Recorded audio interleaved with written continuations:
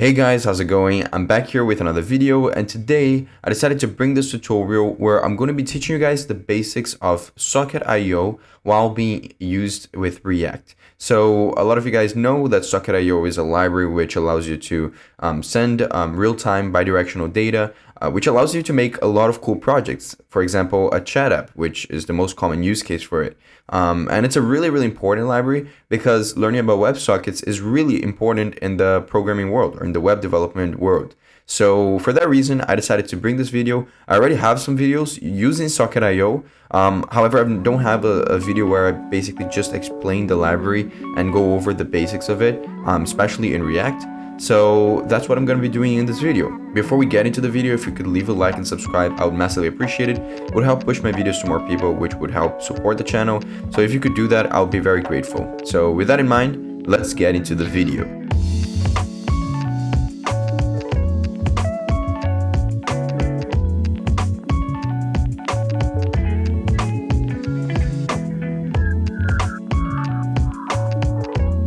Okay everyone, so let's get started. So in order to set up any project using SocketIO and React, you need to first create the React part of your application and also keep up with a server part of your application so that you can write all of the SocketIO code.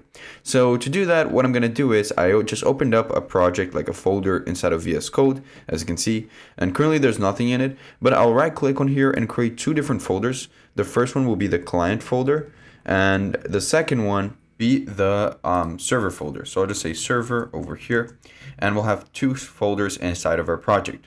Now the reason why we're dividing them like this is because we need to have a front end and a back end. The SocketIO library exists inside of an HTTP server, so we need to create that server in order to use the library.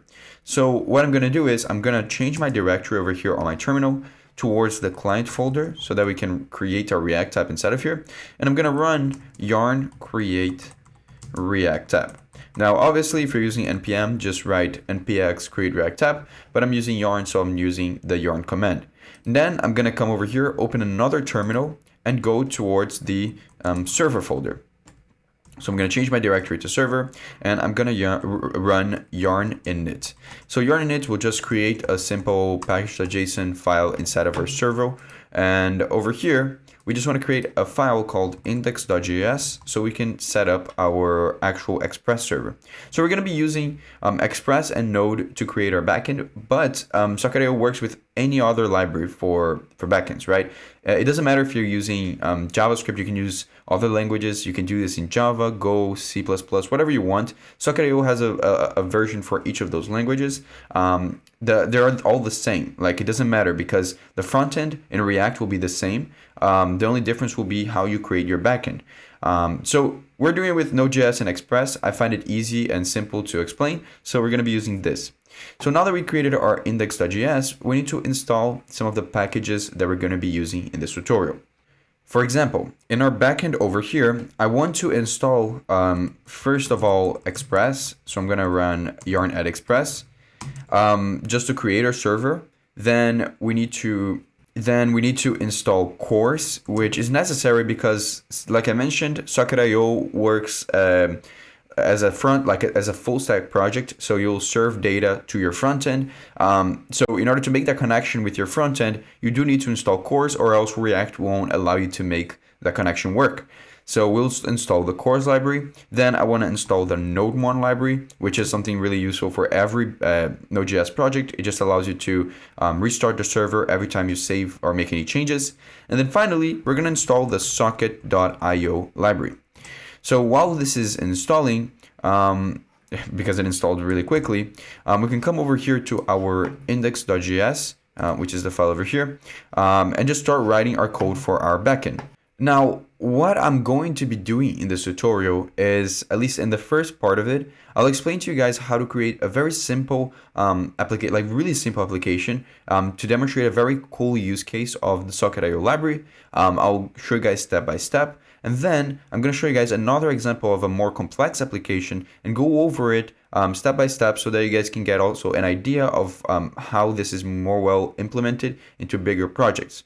So the first application we're going to be building is really simple. It's just a website where there's a button and an input, and two people open this website on different computers. So when one of the users write a message and clicks on the button, the other user will receive that message on real time without having to, make any API requests or any, like it will have a request, but it will be sent through WebSockets. So just so you guys can get an idea of what we're building. So in order to do that, we need to start out by creating our Express server. And to create an Express server, it's pretty simple. You just write a variable called Express and set it equal to require Express. If you're interested in knowing what library I'm using here, where it auto completes, it's just the GitHub Copilot library. I know a lot of people ask this all the time, but yeah, that's basically it. Then we want to create our app variable. This app variable is just an instance of the Express library, and it's going to be used to create our backend server. So down here, what I want to do is I actually want to create an instance of the HTTP library. So I'm going to say HTTP equals to require HTTP. Now, if you're used to working with Express, you don't necessarily need to create your server this way. But like I mentioned, SocketIO is created upon an HTTP server. So through their documentation, you'll see that this is the recommended way of doing this. It used to be different. You could do it with other methods, but nowadays I find that this is the way to go. So we'll just create an HTTP server and then come down here and say const, open up some curly braces, set this equal to require, and finally we'll require the socket.io library like this. And what we're going to grab from this library is a class called server, and this class will be used right over here. We'll just say first of all, we'll create the actual HTTP server by saying const server equals to http.createServer, and we'll pass app right over here. This is how we create an HTTP server with Express, by the way. A lot of people, like I mentioned, use different methods, but this is very simple as well. It works the same way. And then we'll have to create this variable called IO, which will be the variable we'll be using to do anything related to SocketIO in our backend. So it's a very important variable. We'll just set it equal to a new server. We say new because, like I mentioned, server is a class. So you need to instantiate a new instance of it. So we say server. And then over here, we pass our HTTP server. And then we just open some curly braces and put some information related to cores. So a lot of people have a lot of issues with SocketIO and connecting to it. So it's usually cores related. So what I find it to be good is you just set your cores over here and you can put all of the different properties of it. For example, you can put the origin of where your front end will be. And the front end for us will be React. And for if you've used React before, you might know that React runs at least in your local computer on a URL called localhost at the port 3000. So I'll change this to localhost because I misspelled it. So this is the link, the URL for our front end. And we can also specify other stuff like what kind of methods are we accepting. So I can put something like a GET request or a POST request. I'll just leave it like this because we're not doing anything complicated, but this is basically a way to specify all the properties and functionalities that you want with cores inside of your project. So we just set up this variable, and this will allow us to work with SocketIO, which is amazing. Now, before we go into anything related to SocketIO, I also need to set our project to accept cores by applying the cores middleware. So I'm going to say app.use, and I need to import the cores library. So I'll say const cores equals to require cores, and I'll just pass it directly over here, right inside of this thing, and now it should be fine. Now, if you're not familiar with cores, I wouldn't worry that much. It is mostly like, it doesn't affect your project that much in the sense that you won't be doing a lot with it. Just applying the middleware is fine for many projects because it will prevent you from getting connection errors. So I would just not worry that much about it and keep it simple. Now we have basically our server done. We just have to set it to listen to a port. So I'm going to say server.listen like this, put a port. We're going to run on 3001 because our React app is running on 3000. Then we're going to create a server over here, which will console.log a message saying server is running or something like this, right? So I'll save this and we can test this out, right? I can run node index.js to run the server because we're running a node server that starts in the file index.js. And if I press enter, you see it says server is running.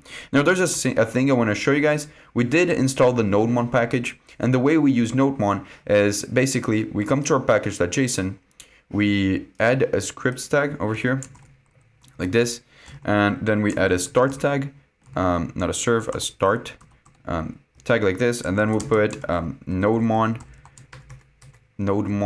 index.js. Now what this will do, a lot of people already know, is now instead of running node index.js and having to kill the server and restart it again every time we make a change in our backend, we'll just run yarn start and it will continuously run our server, as you can see over here.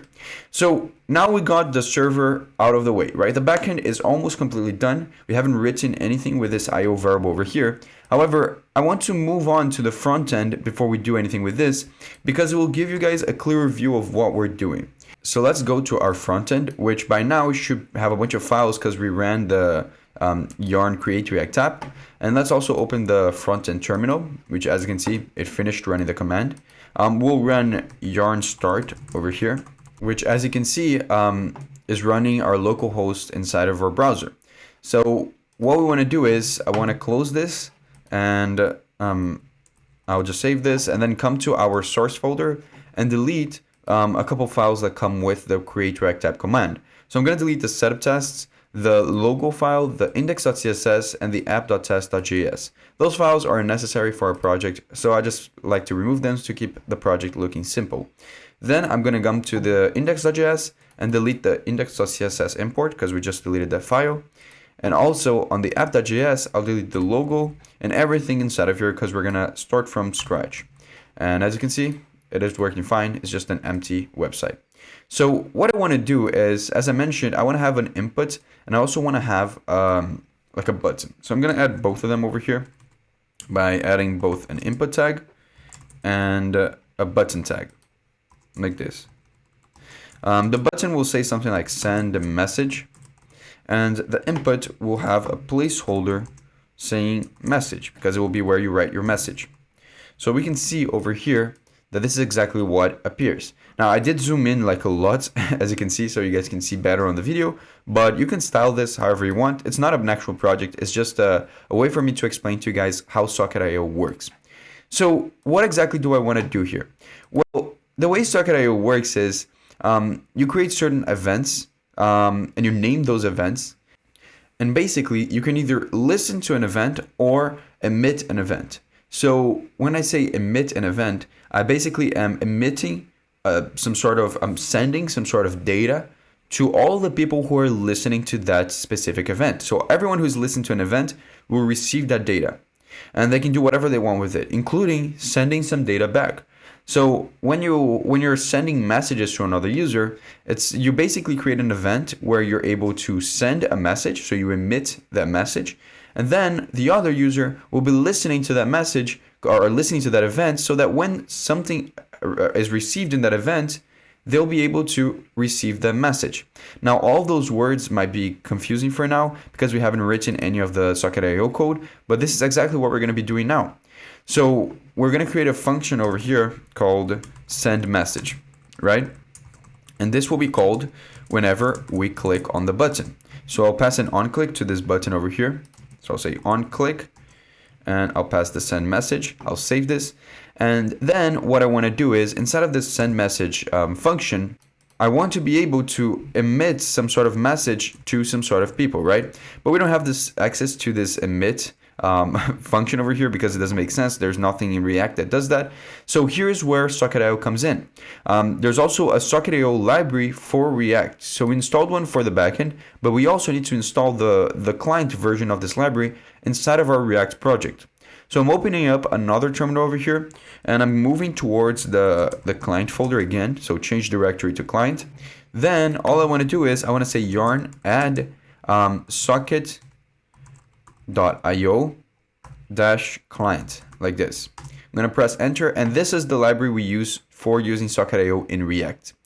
Then now that we have this library installed, we need to set up the connection to our SocketIO server that exists in our backend. Now to do this, we're going to come over here at the top. Then we're going to say import IO from the SocketIO library. This is, as you can see, a function from the library. Then all we have to do is say const socket. So we're creating a variable called socket and setting it equal to io.connect, like this. And then we pass the URL for our backend server. Now, similar to what we did with the index.js file over here, we put the URL for the front end. Now we're putting the URL for the backend. And the difference is just the number over here at the back, because the backend is running on the port 3001 and the front end is running on the port 3000.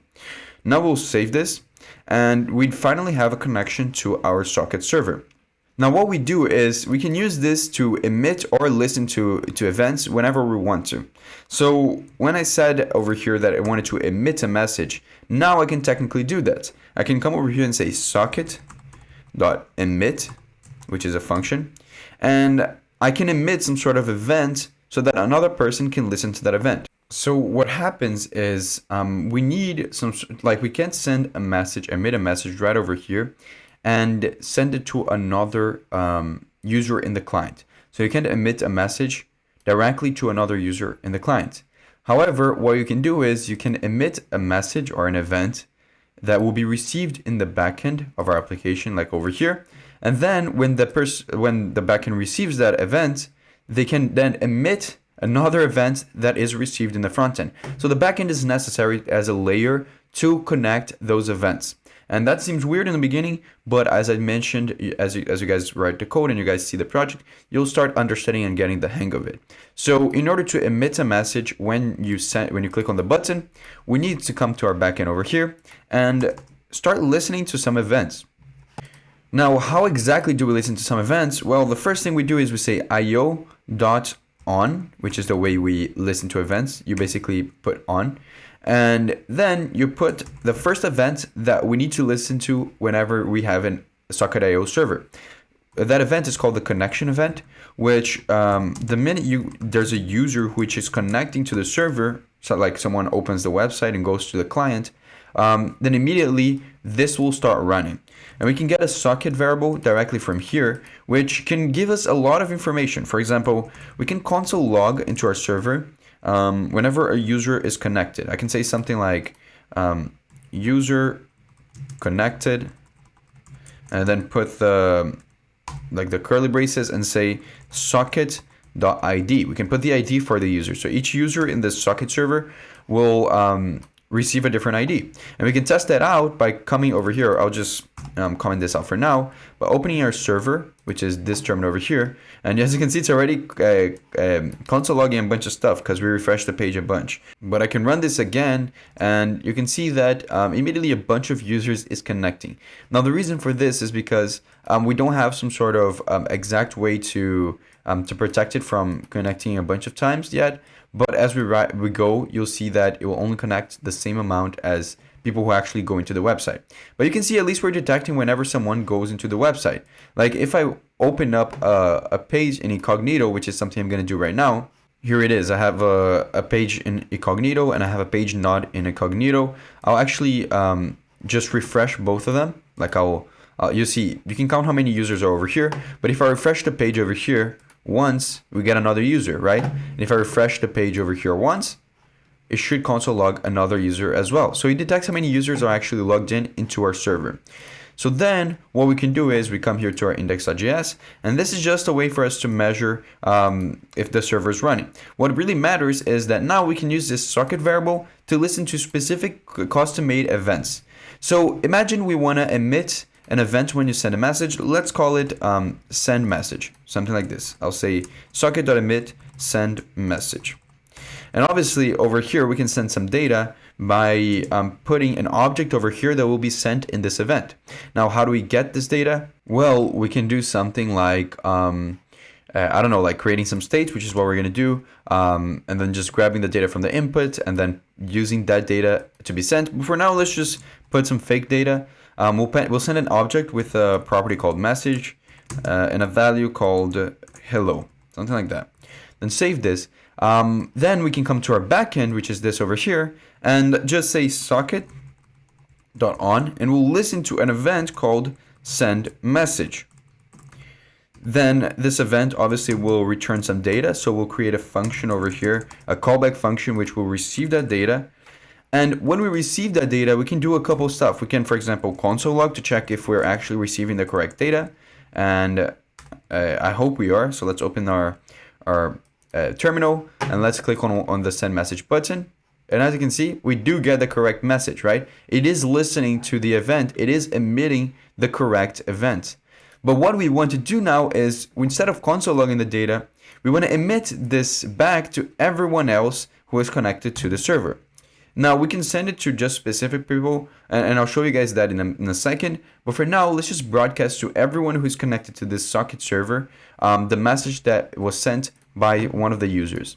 So to do that, we'll say socket over here, .broadcast, and broadcast basically allows us to send something to everyone but yourself. So if I emit this event, it will be sent to everyone, but I won't receive it.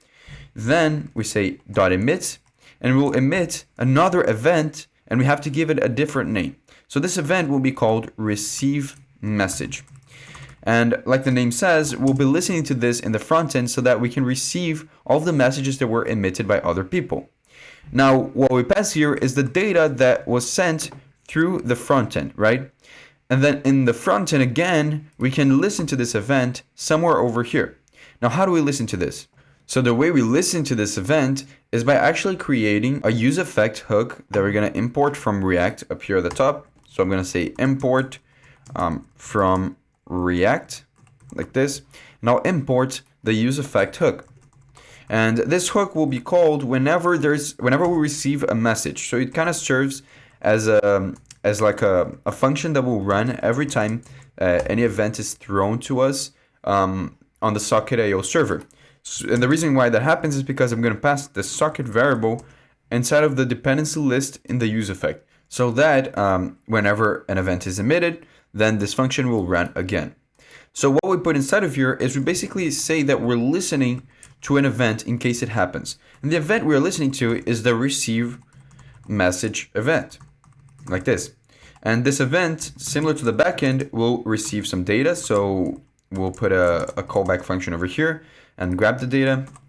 And for now, what we can do is we can do something like alert the message. So I'll just alert the message, the data.message, and let's see if this works. So I'll come over here and I'll just write a message. And actually, it's not catching anything there right here. It's gonna just send hello. But I'm gonna click on send message, and as you can see on another browser, I receive the alert saying hello, which is amazing. So I'm gonna click OK, and I'll try with this one. If I click on this one, you can see that now on this one, I receive the alert.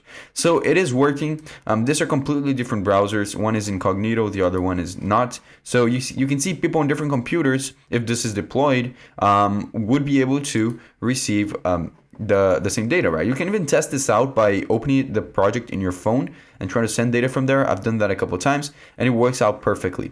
Now, one thing we can try is, instead of just alerting a message, I want to be able to, now, how exactly is this working? I just want to do a really quick recap of how what is the flow of the project, because I know it's kind of confusing.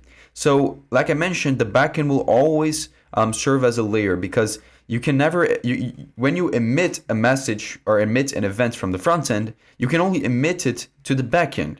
But technically that's not what we want, right? I want to emit an event, I want to send data to another user, not to the backend. However, in order for SocketIO to work, you got to do it this way. This is kind of like a workaround to it. You emit the message to the backend, then the backend will be listening to an event that you will be emitting in the front end. You'll send the data, then the backend event that you're listening to will receive that data, and then just emit that to another event that is being listening to in the front end. So we listen to the other event in the front end, get the data, and do something with it. So that's kind of the flow, right? You need to create two different events to send some data. So then what I want to do here is, instead of just sending hello, I want to do something a little bit more complicated, where I basically create a use state over here, and I just create a state like this, const message and set message. It's just so that we can actually grab whatever the user is typing on the input. Set it equal to use state, and it will be a string. Then I want to be able to use this as the message over here. And since it's the variable and the key are the same, we can just delete this and just pass the message like this. Then I'll grab this set message function over here. And on our input, I'll put an onChange that will be called whenever there's any change in the input. So whenever we type anything in the input, and all it will do is it will set the message equal to the event that we're going to grab from here, like this event dot target dot value, like this. Now save this. Now what we can do is we're grabbing the correct event, and it should be working. But we also want to be able to display this message like a text in the UI. So I'll create another state over here called message received, like this. Message received, then set message received, and we'll set this equal to use state, and it will also be a string, and this over here will basically be the message that we receive from the other user. So I'll put an h1 tag over here saying something like message, and I'll just display the message down here, message received. Now, how do we actually set the message to be the correct message? Well, when you listen to the event and you receive the message from another person, you just set the message received equal to data.message, like this. Now, let's test this out. Let's come to our both browsers. On this one, I'll just type, hey, what's up, hello, something like this. I'll send the message, and you can see this user received the message. Now it's alerting something because I forgot to refresh the page. So some of the changes are still active. But now you can see that if I type another message, it just sends the message to this one. I can type this as well over here, and they will receive the message over here. So you can see thousands of different use cases for where this would be useful. It's just emitting different events that we can receive and send actual data in real time. So this is really cool. And one of the basic use cases is some sort of messaging system. So what I'm going to show you guys is how to actually send messages to specific people. So I'm gonna bring up some code for that, and I'm gonna go over the code so that you guys can get an idea of how to do that. So I just wrote the code, and I'm going to show you guys an example of what I'm talking about. Basically, imagine you're in a scenario where you have 3 people, right? So to test this out, all I did was I just opened 3 different like browsers, 3 different tabs. It doesn't have to be one like incognito or not. Just opening a different tab is already fine. But you can see there's 3 different instances of our client, right? Our front end. So now you can see there's a difference. There's a little button and an input called room. So what is a room in SocketIO? Well, a room, it's almost like a channel. It's a specific closed door place where you can send data, and only people in that place will receive that data and are able to send that data. So this is great for creating private messages, for creating teams or something like Discord where there's private servers, that kind of stuff, right? So this is a simple example, but imagine you have 3 users and only these 2 people want to talk to each other.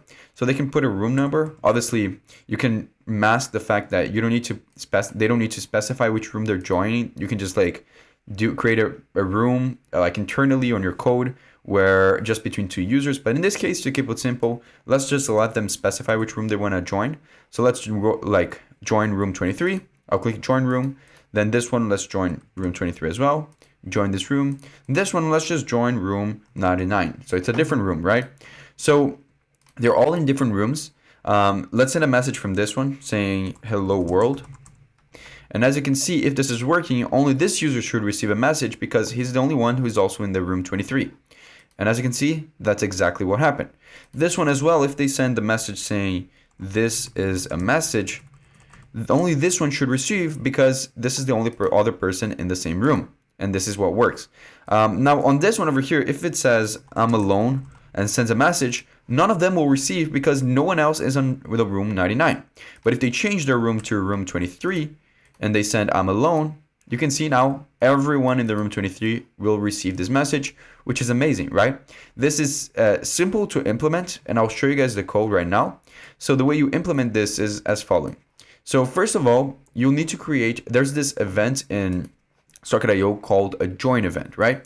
So basically when you say socket.join, you're specifying some sort of value like a number or something like that, where it's the ID of the room you're joining. So you're joining a room when you call this function. So a way we can, like the way we did over here, is we created this event called join room, and on the back end we're listening to it. And when it listens to it, it will just join a room with a specific room that is sent in the front end. And in the front end over here, there's this function called join room, where it will just emit that event and send the room that the user writes on the input. So we created this state called room, and it changes depending on whatever the user writes on the input, as you can see over here. And then they click on the join room button, and it just emits an event to join that room. So they will join the room by doing this very simple, like it's like 10 lines of code. Now, how do we specify that the message is only being sent to their room? Well, on the front end, on the send message over here, we not only send our message whenever we write it on the input, but we're now also sending which room we are in, because we need to specify to who we're sending this message to. So in the backend now, instead of broadcasting the message on the send message event, what we're doing is we're saying socket to the room that we want to send this message to, and then we're emitting that. So the to function over here is just specifying where you want to send this, where you want to emit this event. So we're only emitting this event to the specific room that we are part of. So this flow is really nice. I like it very much. It's so useful for so many use cases. You can do so many things with it. You can do multiplayer games with this. You can do chat apps, like I mentioned. You can do Discord clones, whatever you want. There's so many use cases, like notifications as well is really nice. But it's just nice to see something like this. And I wanted to go over this because I feel like whenever I make a video using SocketIO inside of a project, it's never the main focus of the video. So for that reason, I wanted to take this time to just explain to you guys the library and explain the idea of WebSockets so you guys can get a better idea of it. So with that in mind, I'm going to leave all of this code in the description. You can just check it out and play around with it however you want. I really appreciate you guys watching this video. If you enjoyed it, please leave a like down below and comment what you want to see next, because I'm posting once or twice a week, and I would massively appreciate if you guys could help support the channel. And yeah, that's basically it. Really hope you guys enjoyed it, and I see you guys next time.